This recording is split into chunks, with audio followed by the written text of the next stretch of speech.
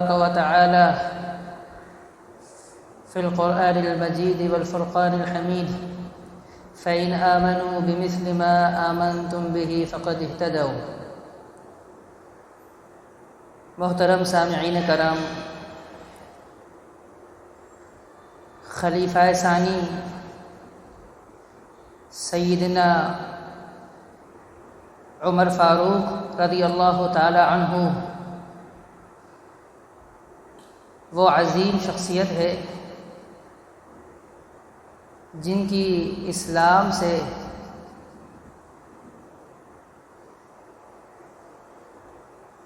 اور کردار،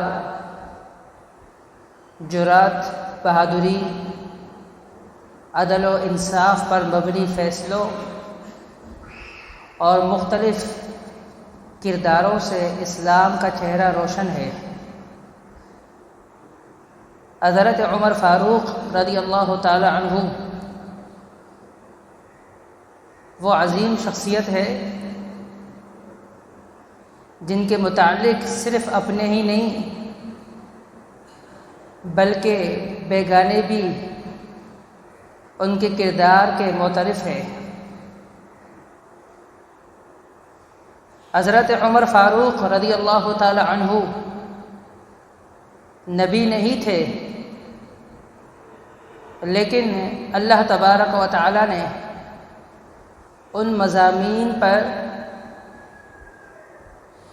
ان کے زبان کو حق پر جاری کر دیا تھا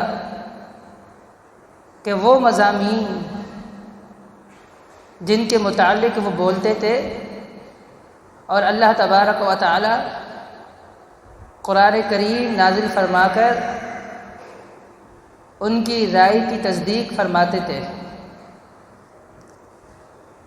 حضرت عمر رضی اللہ تعالی عنہ کے جو فضائل ہے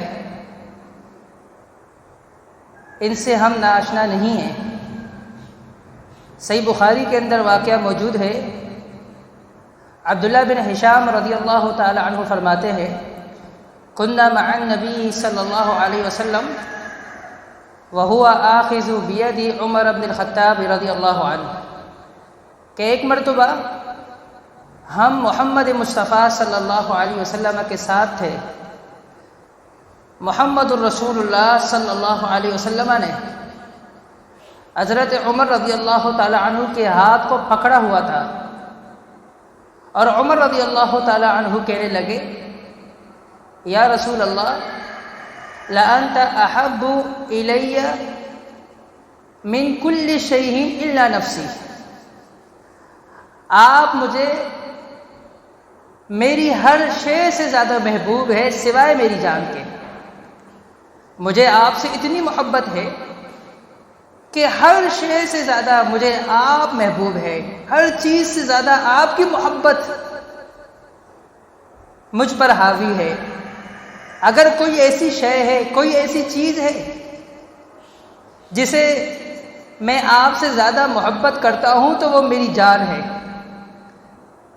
رسول اللہ صلی اللہ علیہ وسلم نے فرمایا، لا عمر، ایسے نہیں ہو سکتا، والذی نفسی بیدہ، اس ذات کی قسم جس کے ہاتھ میں میری جان ہے، لا یؤمن احدکم حتی اکون احب الی، اور یہاں پر الفاظ سے بخاری کے اندر فرمایا کہ لا حتی اکون احب الیک من نفسک، جب تک میں محمد مصطفیٰ صلی اللہ علیہ وسلم آپ کو آپ کی جان سے بھی زیادہ محبوب نہ ہو جاؤں، اس وقت تک بات نہیں بن سکتی، اس وقت تک آپ مکمل مومن نہیں ہو سکتے۔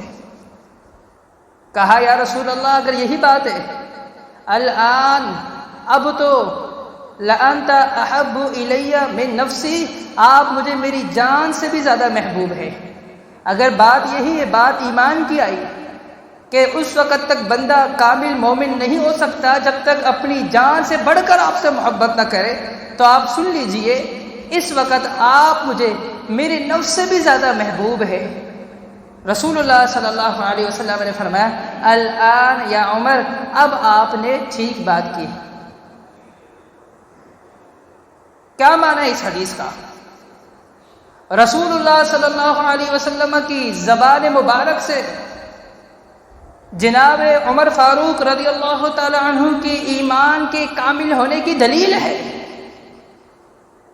کہ آپ نے فرمایا جب تک میں آپ کو آپ کی جان سے زیادہ محبوب نہ ہو جاؤں آپ مکمل مومن نہیں ہو سکتے. تو آپ نے فرمایا کہ اب تو پھر آپ مجھے میری جان سے بھی زیادہ محبوب ہے. آپ نے فرمایا الآن یا عمر، اب بات بنی ہے. رسول اللہ صلی اللہ علیہ وسلم کی زبان مبارک سے حضرت عمر فاروق رضی اللہ تعالی عنہ کی دین پر قائم ہونے کی دلیل موجود ہے کہ آپ دین پر قائم تھے، دین نبوی پر ثابت قدم رہے. اللہ نے آپ کو بہت نوازا تھا. زبان نبوی سے حضرت عمر فاروق رضی اللہ تعالی عنہ کے دین پر ہونے کی دلیل ہے. رسول اللہ صلی اللہ علیہ وسلم نے فرمایا، صحیح بخاری کے اندر حدیث موجود ہے، فرمایا کہ بینا انا نائم، ایک مرتبہ میں نے خواب میں دیکھا، رأیت الناس عرضوا علی، میں نے دیکھا کہ مجھ پر کچھ لوگ پیش کیے جا رہے ہیں، وعلیہم قمص، اور ان کو مختلف قمیصیں پہنائی گئی ہے، مختلف قمیص ان کو پہنی ہوئی ہے. فمنها ما يبلغ الثدي، اور کچھ لوگوں کو میں دیکھتا ہوں ان کی قمیص ان کی سینے تک ہے. فمنها ما يبلغ ما دون ذلك، اور کچھ لوگوں کو دیکھتا ہوں کہ قمیص سے چھوٹا ہے. فرمایا کہ مجھ پر عمر رضی اللہ عنہ کو جب پیش کیا گیا، میں نے دیکھا کہ وعلیہ قمیص، اور اس پر جو قمیص تھی وہ ایسی تھی، اشتراہ، کہ وہ چلتا جا رہا تھا، اس کو گھسیٹتا جا رہا تھا. وہ چلتا تھا، وہ قمیص کو گھسیٹتا جا رہا تھا، وہ چل رہا تھا، پھر رہا تھا، قمیص گھسیٹی جا رہی تھی. تو فرمایا صحابہ کرام نے، فما اولتہ یا رسول اللہ، اس خواب کی آپ نے کیا تعبیر کی؟ فرمایا الدین، اس سے مراد دین ہے کہ اللہ تبارک و تعالی نے عمر فاروق رضی اللہ عنہ کو دین سے نوازا ہے.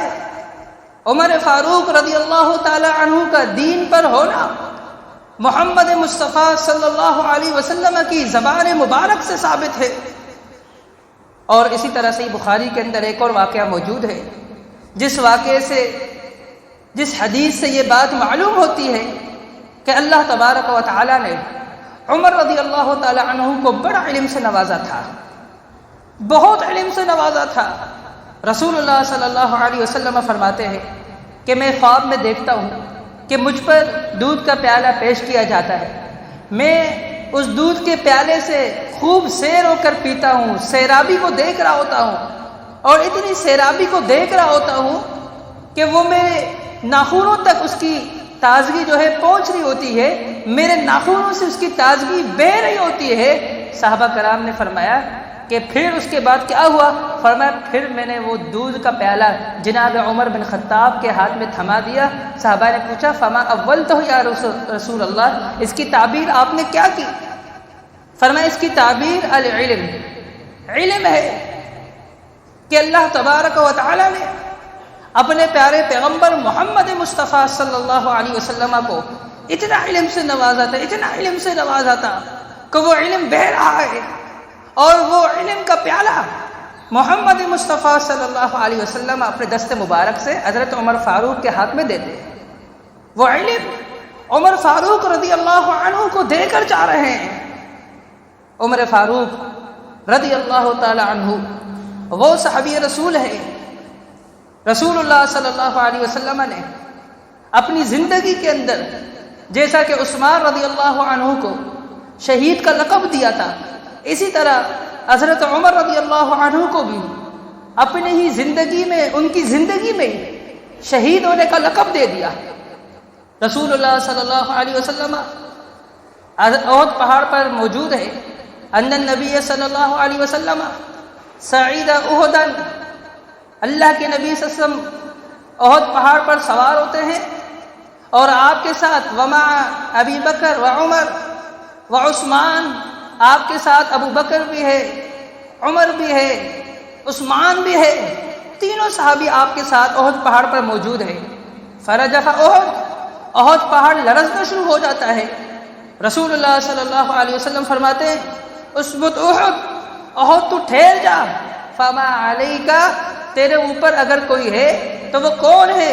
نبی الا نبی او صدیق او شہیدان، تیرے اوپر ایک پیغمبر سوار ہے، ایک نبی سوار ہے، اور ایک صدیق یعنی سیدنا ابو بکر صدیق سوار ہے، او شہیدان، دو شہید تیرے اوپر سوار ہے، ان میں سے ایک عثمان بن عفان رضی اللہ عنہ اور ان میں سے ایک حضرت عمر بن خطاب رضی اللہ عنہ۔ ان دونوں کو رسول اللہ صلی اللہ علیہ وسلم نے اپنی زندگی میں ہی ان دونوں صحابی رسول کو شہید ہونے کا لقب دے دیا۔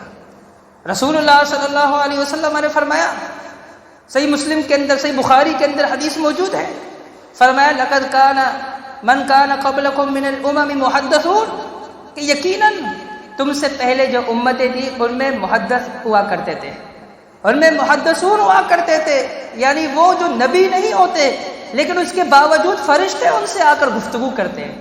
فَإِن يَكُن مِّنْ أُمَّتِي أَحَدٌ، اگر میری امت میں کوئی ایک محدث ہوتا، لَكَانَ عمر، فَإِنَّهُ عمر، تو وہ کون ہوتا؟ عمر بن خطاب رضی اللہ عنہ ہوتے۔ پہلی امتوں میں، سابقہ امتوں میں محدث ہوا کرتے تھے جو نبی نہیں تھے لیکن فرشتے پھر بھی ان سے بات کیا کرتے تھے۔ اگر میری امت میں کوئی محدث ہوتا، فرشتے آ کر اس سے گفتگو کر رہے ہوتے تو وہ عمر بن خطاب ہوتا، کوئی اور نہیں ہوتا۔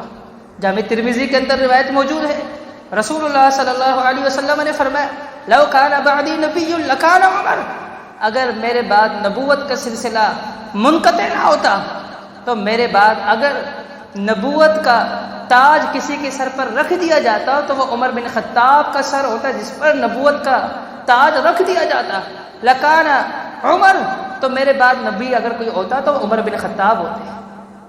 لیکن یاد رکھیے گا میرے بعد کوئی نبی نہیں، لا نبی بعدی، ما کان محمد ابا احد من رجالکم ولکن رسول اللہ وخاتم النبیین، کہ محمد مصطفیٰ صلی اللہ علیہ وسلم تمہارے آبا و اجداد میں سے، تمہارے کسی میں سے، تمہارے مردوں میں سے کسی کے آبا و اجداد نہیں ہیں، تم میں سے کسی کے ابا نہیں ہے، وہ اللہ کے رسول ہے اور خاتم النبیین ہے۔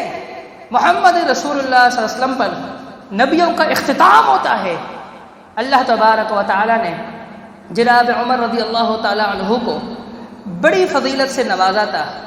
اللہ رب العالمین نے بڑی خصوصیات سے جناب عمر فاروق رضی اللہ عنہ کو نوازا تھا۔ ایک مرتبہ ایسا ہوا، امہات المؤمنات رسول اللہ صلی اللہ علیہ وسلم کے پاس موجود ہیں اور آپ سے وہ ڈیمانڈ کر رہی ہیں جو آپ ان کو دے نہیں پا رہے، اور ان کی آوازیں بلند ہو رہی ہے۔ جیسا عمر بن خطاب رضی اللہ تعالی عنہ کے آنے کی آمد ہوتی ہے اور جیسے وہ پتہ چلتا ہے کہ آپ تشریف لا رہے ہیں، آپ اجازت مانگتے ہیں، فوراً یہ ساری خواتین جا کر پردے کے پیچھے چھپ جاتی ہے، پردے کے پیچھے چھپ جاتی ہے، وہاں نظر نہیں آ رہی۔ رسول اللہ صلی اللہ علیہ وسلم حضرت عمر رضی اللہ عنہ کو دیکھ کر مسکرا رہے ہیں، ہنس رہے ہیں۔ حضرت عمر رضی اللہ عنہ خواتین سے مخاطب ہوتے ہوئے فرماتے ہیں، کیا بات ہے کہ محمد مصطفیٰ صلی اللہ علیہ وسلم سے جس طرح آپ لوگوں کو ڈرنا چاہیے تھا، آپ میں وہ خوف اور ڈر مجھے نظر نہیں آیا، لیکن مجھ سے اس قدر آپ لوگ ڈر رہی ہو، کیا وجہ ہے؟ انہوں نے کہا اس لیے کہ آپ کا جو معاملہ ہے وہ ان سے کافی زیادہ سخت ہے، کافی زیادہ محمد مصطفیٰ صلی اللہ علیہ وسلم سے آپ کا معاملہ سخت ہے، آپ سے خواتین امہات المؤمنات بھی ڈر رہی ہوتی تھی۔ رسول اللہ صلی اللہ علیہ وسلم نے حضرت عمر فاروق رضی اللہ عنہ کو اس موقع پر کہا، فرمایا عمر آپ تو وہ ہے، آپ کو اللہ نے اتنی عزت عطا کی ہے، اللہ نے آپ کو اتنا مقام عطا کیا ہے، آپ کو دیکھ کر تو شیطان بھی اپنا رستہ بدل دیتا ہے، شیطان اس رستے سے نہیں چلتا، اس رستے سے نہیں گزرتا، اس گلی میں داخل نہیں ہوتا جس گلی میں عمر بن خطاب رضی اللہ عنہ داخل ہوتے ہیں۔ جس رستے سے عمر کا گزر ہوگا اس رستے سے شیطان نہیں گزرے گا۔ اندازہ لگائیے اللہ تبارک و تعالی نے کتنی فضیلت دی صحیح بخاری کے اندر واقعہ موجود ہے. ابو موسیٰ اشعری رضی اللہ تعالی عنہ فرماتے ہیں کہ ہم مدینہ کے اندر ایک باغ کے اندر موجود تھے. رسول اللہ صلی اللہ علیہ وسلم کے پاس اس باغ میں ایک شخص نے اندر آنے کی اجازت مانگی. دروازہ اس کے لیے کھولا گیا، اس نے اندر آنے کی اجازت مانگی. رسول اللہ صلی اللہ علیہ وسلم نے فرمایا ابو موسیٰ اشعری اس شخص کو اندر آنے کی اجازت دو، ساتھ میں اس کو جنت کی خوشخبری بھی دو. کہا کہ ہم نے دیکھا کہ وہ شخص کوئی اور نہیں بلکہ ابو بکر صدیق رضی اللہ عنہ تھے، تو ہم نے ان کو اجازت بھی دی اور رسول اللہ صلی اللہ علیہ وسلم کے بتائے ہوئے اور آپ کے فرمان کی تکمیل کرتے ہوئے آپ کو جنت کی بھی خوشخبری دے دی. کہا تھوڑی دیر گزرنے کے بعد پھر ایک شخص کے لیے دروازہ کھولا گیا اور وہ شخص اندر آنے کی اجازت مانگتا ہے، اور رسول اللہ صلی اللہ علیہ وسلم سے جب یہ بات کہی جاتی ہے کہ ایک اور شخص وہ اندر آنا چاہتا ہے، وہ داخل ہونا چاہتا ہے، اس کے لیے دروازہ کھول دیا گیا ہے، وہ اس باغ میں آپ کے پاس آنا چاہ رہا ہے. کہا اس کو جو ہے اندر آنے کی بھی اجازت دو اور جنت کی خوشخبری بھی سنا دو. اور صحابی رسول کہتے ہیں ابو موسیٰ اشعری رضی اللہ عنہ کہ ہم نے اس کو اندر آنے کی اجازت دی اور رسول اللہ صلی اللہ علیہ وسلم کے فرمان کے مطابق افتح لہو، اس کے لیے دروازہ بھی کھول دو، وبشرہ بالجنہ، جنت کی خوشخبری دو. تو ہم نے جنت کی خوشخبری جب دی فاذا هو عمر، تو میں دیکھتا ہوں اچانک وہ کوئی اور نہیں، وہ تو عمر بن خطاب ہے، وہ عمر بن خطاب ہے جن کو جنت کی خوشخبری دی. کہا تیسرا شخص آتا ہے، اس کا بھی یہی معاملہ ہے. رسول اللہ صلی اللہ علیہ وسلم فرماتے ہیں اس کو بھی آنے کی اجازت دو اور افتح لہو وبشرہ بالجنہ، دروازہ کھول دو، اندر آنے کی اجازت دو اور جنت کی اس کو بشارت دے دو، خوشخبری سنا دو. کہا کہ ہم نے دیکھا وہ تیسرا شخص کوئی اور نہیں بلکہ عثمان بن عفان رضی اللہ عنہ تھے. عثمان بن عفان رضی اللہ عنہ تھے. عمر بن خطاب رضی اللہ عنہ وہ صحابی رسول ہے. حضرت عمر بن عاص رضی اللہ عنہ فرماتے ہیں، بخاری کے اندر واقعہ موجود ہے، کہتے ہیں میں نے اللہ کے نبی صلی اللہ علیہ وسلم سے پوچھا ای الناس احب الیک، یا رسول اللہ لوگوں میں سب سے زیادہ محبوب آپ کے نزدیک کون ہے؟ تو آپ نے جواب دیا عائشہ. تو کہتے ہیں فقلت، میں نے کہا من الرجال، میری مراد مردوں سے، یعنی مردوں میں سے سب سے زیادہ آپ کے نزدیک کون محبوب ہے؟ تو آپ نے جواب دیا ابوہا، عائشہ کے والد ابو بکر. کہتے ہیں ثم من، پھر میں نے کہا اس کے بعد مردوں میں کس کی باری ہے؟ ابو بکر صدیق کے بعد سب سے زیادہ کس سے محبت کرتے ہیں؟ کہتے ہیں کہ رسول اللہ صلی اللہ علیہ وسلم نے فرمایا کہ عمر، ثم عمر. اس کے بعد اگر کسی کی باری ہے مردوں میں ابو بکر کے بعد تو وہ عمر بن خطاب رضی اللہ عنہ کی باری ہے.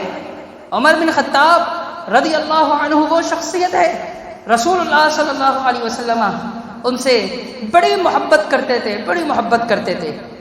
عمر رضی اللہ عنہ کے متعلق آپ نے تمہید کے اندر سن لیا، جب میں نے تمہید باندھی آپ کو شروع میں ابتدا میں بتایا کہ وہ پیغمبر نہیں تھے، وہ نبی نہیں تھے، لیکن اس کے باوجود چند قرآن کریم کے ایسے مضامین ہیں، ایسے احکامات ہیں، اللہ تبارک و تعالی نے حضرت عمر فاروق کی زبان پر اس حق کو جاری کر دیا. اور عمر بن خطاب رضی اللہ عنہ نے جب اپنی زبان سے ان خواہشات کا اظہار کیا، رب ذوالجلال نے ان کی اس خواہشات کی تصدیق کرتے ہوئے قرآن کریم کی ان آیات کو نازل فرما کر اور ان کی مطابقت کی، ان کی موافقت کی. حضرت عمر فاروق رضی اللہ عنہ شراب کے متعلق ان کی خواہش تھی، وہ چاہتے تھے کوئی اس کے متعلق بالکل واضح کوئی آیات ہو، کوئی واضح حکم نازل ہو جائے. اللہ تبارک و تعالی نے مختلف اسٹیپ پر پھر حتیٰ کہ یہاں تک بالکل واضح آیت جو سورہ مائدہ کی آیت نمبر 91 ہے کہ اے ایمان والو انما الخمر والمیسر والانصاب والازلام رجس من عمل الشیطان، جس میں اللہ تبارک و تعالی نے جس آیات میں شراب کو حرام کر دیا، بالکل اس کی حرمت کو واضح کر دیا، تو عمر بن خطاب رضی اللہ عنہ کی خواہش کی تکمیل ہوئی. عمر بن خطاب رضی اللہ عنہ رسول اللہ صلی اللہ علیہ وسلم کے پاس تشریف لاتے اور کہتے یا رسول اللہ کاش کہ اس مقام ابراہیم کو ہم مصلی بنا دے، نماز کی جگہ ہم اس مقام ابراہیم کو بنا دے، کیا ہی اچھا ہوگا. اللہ تبارک و تعالی نے عمر بن خطاب رضی اللہ عنہ کی خواہش کی تکمیل کرتے ہوئے اللہ نے آیت نازل کر دی وَاتَّخِذُوا مِن مَّقَامِ ابراہیم مصلی، ابراہیم علیہ السلام کی کھڑے ہونے کی جگہ کو مصلی بنا دو۔ حضرت عمر بن خطاب رضی اللہ عنہ آپ کے پاس تشریف لائے، کہنے لگے یا رسول اللہ دخل علیک البر والفاجر، آپ کے گھر میں ہر قسم کے لوگوں کی آمد ہے، ہر قسم کے لوگوں کی آمد و رفت رہتی ہے، اچھے برے نیک فاسق فاجر، ہر قسم کے لوگوں کا آنا جانا آپ کے گھر میں رہتا ہے، کیا ہی اچھا ہوگا کہ اللہ تبارک و تعالی امہات المؤمنات کو پردہ کرنے کے حکم دے دے۔ اور اللہ تبارک و تعالی نے پردے کے احکامات نازل فرما کر عمر رضی اللہ عنہ کی خواہش کی تکمیل کی۔ غزوہ بدر کے جو قیدی تھے، مشرکین کی طرف سے ان کو قیدی بنایا گیا۔ حضرت ابو بکر صدیق کا مشورہ یہ تھا کہ فدیہ لے کر چھوڑ دے۔ عمر بن خطاب رضی اللہ عنہ نے کہا تھا کہ جو میرا ہے اس کو میرے حوالے کر دو، میں اپنے ہاتھ سے اس کی گردن اڑا دوں گا، جو آپ کا ہے آپ اس کو اپنے ہاتھ سے مار دیں۔ تو لیکن اس پر محمد مصطفیٰ صلی اللہ علیہ وسلم نے اتفاق نہیں کیا تھا، پھر فدیہ لے کر ان کو چھوڑ دیا گیا۔ اللہ تبارک و تعالیٰ نے سورہ انفال کے اندر سخت آیتیں نازل کر دی، اور اللہ تبارک و تعالیٰ نے عمر بن خطاب رضی اللہ عنہ کی فیصلے کی، آپ کی رائے کی موافقت کر دی۔ فرمایا ما کان للنبی ان یکون له اسرى حتى یثخن فی الارض، کسی نبی کی یہ شان نہیں کہ اس کے پاس کچھ قیدی بن کر آئے اور وہ ان قیدیوں کو چھوڑ دے خون بہائے بغیر۔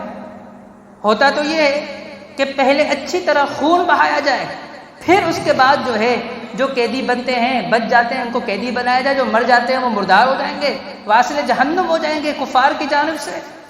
لیکن ہوا یہ کہ بدر کی لڑائی شروع ہوئی، اور جیسے مشرکین نے دیکھا کہ مسلمانوں کا پلہ بھاری ہے تو انہوں نے فوراً کہا کہ اے میں تیرا فلان لگتا ہوں مجھے بچا لے، اپنا قیدی بنا لے تاکہ جان بچ جائے۔